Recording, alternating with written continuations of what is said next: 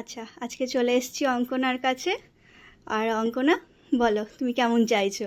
আমি যেমন চাইছি তোমাকে তো বলেইছি, আর কিচ্ছু বলার নেই। আমি জানি তুমি সব থেকে সুন্দর করে চাইছো, ওরে বাবা, কারণ তোমার মানে 2-3টে কাজ আমার দেখে আমার দারুণ লেগেছে। আমি জানি তুমি সব থেকে সুন্দর করে দেবে। আজকের দিনটা আমার দিনটা আমার খুব বেশ ভালো বেশ, যাবে। আর বলো না বাবারে, আমি চেষ্টা করছি, দাঁড়াও। আচ্ছা, এমনি সব ও একদম সিম্পলের ওপর চেয়েছে, হ্যাঁ হ্যাঁ তো সিম্পলের ওপর চলো ওর ফাইনাল লুক নিয়ে আসি।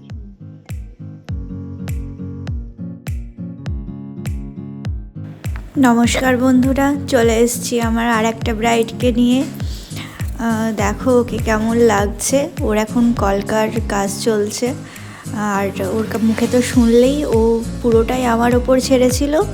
আর যেমন মানে খুবই সিম্পল সাজতে চেয়েছিল, সেরকমই ওকে করা হয়েছিল, কিন্তু এত অপূর্ব লাগছিল ওকে দেখতে, পুরো যেন মনে হচ্ছিল রাজরানী।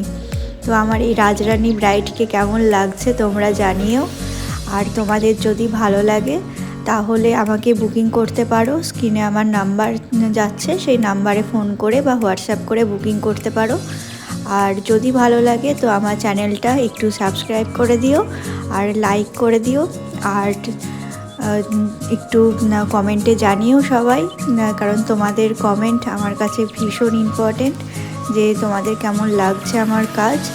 সেই অনুযায়ী আমি আরও সুন্দর সুন্দর কাজ নিয়ে তোমাদের সামনে আসবো। তো জানাও যে কেমন লাগছে। আর ও তো সেজে ভীষণ খুশি। ওর সাজার পর ওর রিভিউ তোমরা শুনতে পাবে, যে ও ভীষণ ভীষণ হ্যাপি ছিল। আর ওর বাড়িতে ওর বাবাও ভীষণ খুশি ছিল। অঙ্কনও ভালো লেগেছে সেজে? দারুণ লেগেছে, দারুণ, মানে যেমন ভেবেছিলাম তেমন একদম। বাবারও ভালো লেগেছে, ভীষণ সুন্দর হয়েছে। তোমাকে থ্যাংক ইউ। খুব সুন্দর লাগছে।